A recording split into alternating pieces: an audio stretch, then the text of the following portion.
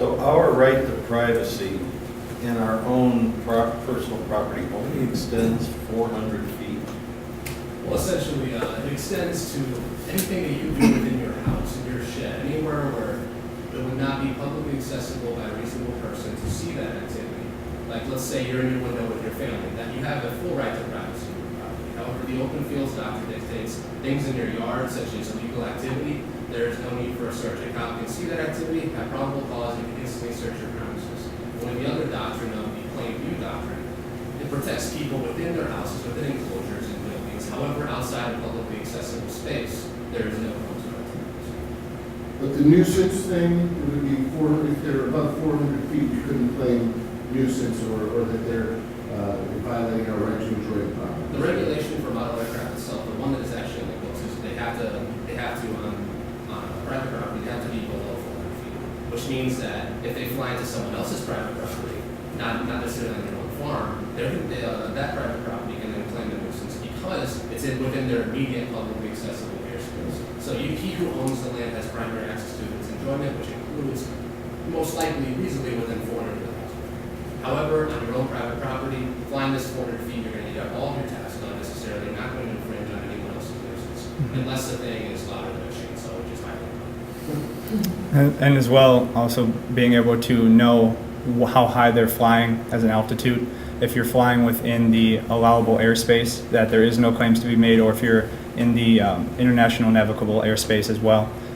So it's actually not too far off the ground. It's 1 to several thousand feet above at the most. Then you're completely clear from anybody making a claim. And then for model aircraft, things of that nature, it's about 500 to 1,000 feet because it is the several doctrines as well as how much you can reasonably use that airspace. So if I just have a tiny little house on a plot of land and I have nothing else around there, and I say, well, you're 1,000 feet in the air, that's infringing on my land, or 500 feet in the air, if it's unreasonable that you're even going to be using that space, it's likely that there won't be a claim against the flyer, or it will be a hard case to argue to try and sue someone for that.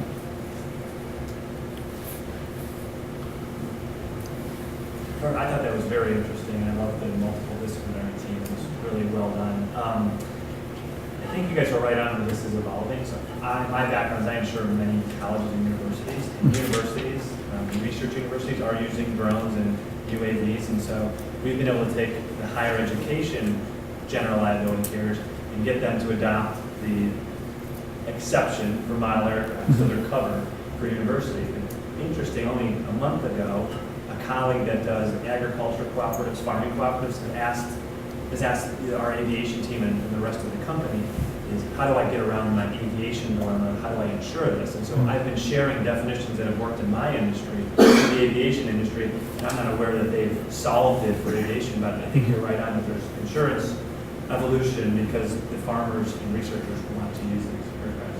And from my perspective, some of the universities have had the drones for years. I've never seen an issue or claim with it yet. And these are universities that have a large deductible, so you get a little more flexibility with those carriers. But I thought it was very interesting. Thank you. What is the market penetration of the usage of these UAVs in the agricultural arena? How expensive are they right now? How much they're used? Yeah.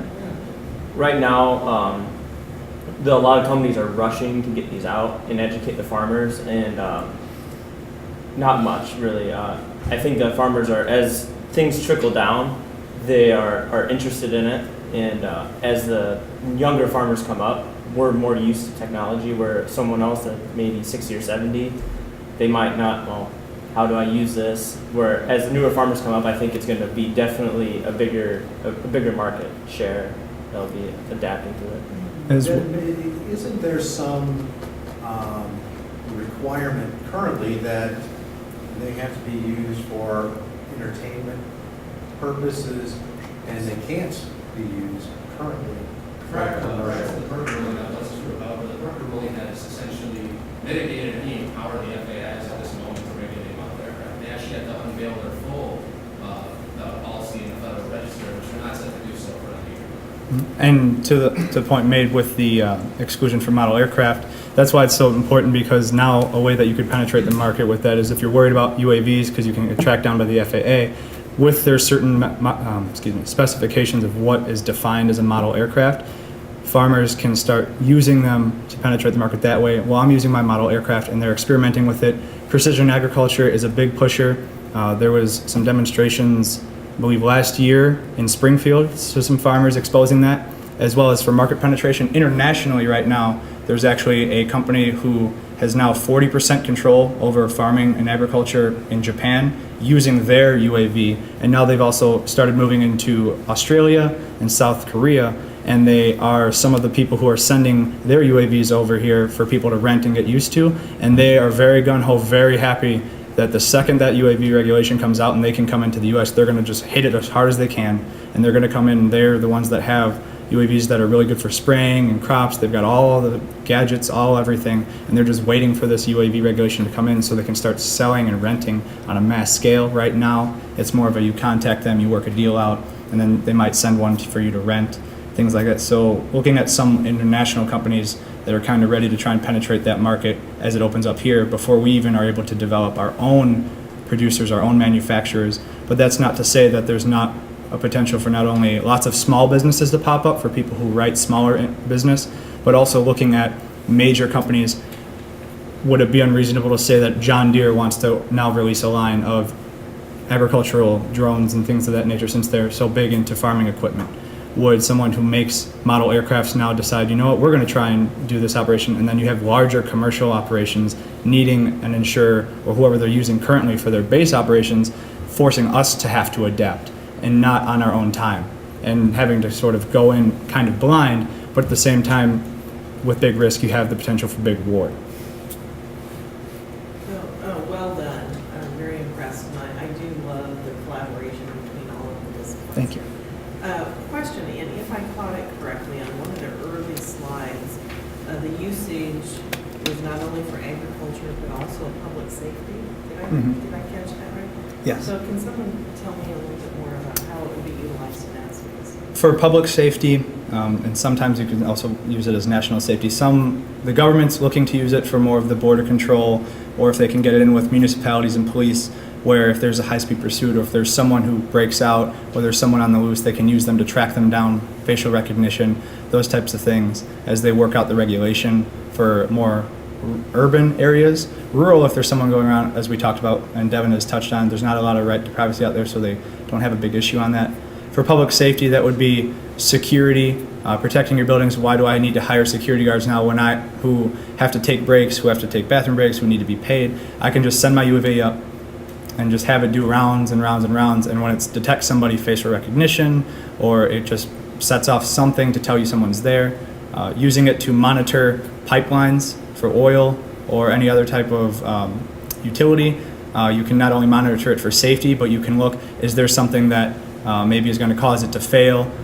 Maybe you have it looking at bridges, inspecting bridges instead of having to send someone out. As a lot of times in the news now, the U.S. infrastructure is really becoming a big problem with bridge maintenance because we can't get the people out there. So if you send a UAV out and it can scan, find stress points more like it does for crops, but you adapt it to where are the stress points on this bridge, and then it can call out and say, hey, we got problems here and we need you to come out and fix it. So sort of adapting it to as needed basis for the different uses, and the sky's the limit really, no pun intended, with what you can really do with it in all of the different domains.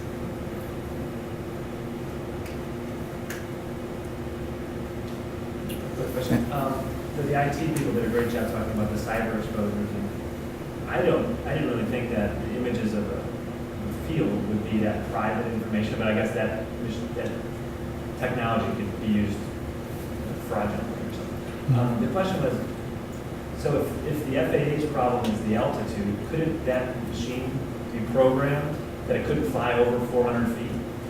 Yeah, Quite possibly. simple. You could program in all sorts of safety concerns and such, like, don't fly for 400 feet, don't go above a certain speed when you're traveling around, don't go within certain areas, that can also program. Yeah, one of our future prospects, Adam is really big into artificial intelligence. So maybe applying artificial intelligence to the document, to the possibility of like looking at artificial intelligence to kind of govern, is this a safe thing to do or not? So obviously if a farmer's, not paying attention and accidentally tries to run into a tree, hopefully there's software that says, no, that's a tree, don't. You can already program virtual walls in, so like a virtual ceiling, and most of them right now are for pilot safety. So if you have someone that's new on the controls, it will stop before it hits you, but it can easily be adapted to, these are the boundaries of the field, don't go past this or you're gonna have to come home sort of setup. As for the, what you were saying about sensitive data, the image of the fields, as of right now, you're right that an image of the field would not be too sensitive, but as everyone was saying, in late 2015, when the FAA puts out their regulations, things will start moving really fast. We'll see a lot of drones in a lot of different places, doing a lot of things, and it is a lot better for security if we have our groundwork and our policy laid out before the hackers have a huge target with a lot of money to be made. And speaking to that point, I believe it was Property Casualty 360 did an article and they looked at it and they said they believe within the first year or so, 7,500 drones will probably come out initially for commercial, and then within the next decade, at least 30,000 will be flying around. And as technology increases and it's doubling every year and more people want to jump on board with that, that would seem to me more like a conservative estimate. Why would it be unreasonable to say that there's triple digits, like hundreds of thousands could eventually be coming around in the long term, but why not 100,000 within a decade, especially when the advances start coming out. For agriculture, one interesting fact that was brought up is that if we can use unmanned aerial vehicles across the board and we simply reduced only 1% of our use for fertilizers, pesticides, herbicides, and then subsequently increased outputs and production only by 1%, and we were, of course, taking in sustainability, it would save billions of dollars across the board. So 1% is not a lot when you're going from blanket spraying every single field to now I just see that one tiny spot and just taking like a squirt bottle as opposed to I'm just going to blast the whole room. And so that's not unreasonable. And then with that, controlling the diseases for both animals, that's less outbreaks of salmonella and recalls, things like that, which is I'm pretty happy about because I do enjoy a good steak.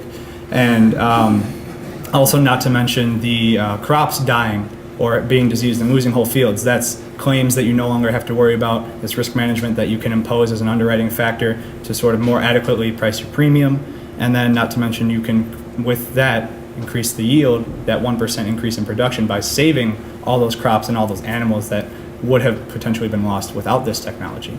Our efforts are really geared toward being proactive, doing a lot of the thinking, what's going to happen, so that way when this does explode in the next few years like we think it will, we'll be more prepared. I could also envision an entire series of functional drones, drones that are perhaps just have a camera and some method of propulsion. Mm-hmm. It's more than likely that those will get incredibly small. I understand the military are using drones that are as small as mosquitoes right now. Right. And there's also some technology that is in a prototype stage where wanting to make sure that certain plants are pollinating, using a UAV type seed, about yay big of a UAV that goes onto a plant, will pick up some pollen from it, and then it will be programmed to find another plant similar or the target plant and then pollinate that plant. That's something that's not unreasonable and in fact is being looked into. So something as small as that is quite possible.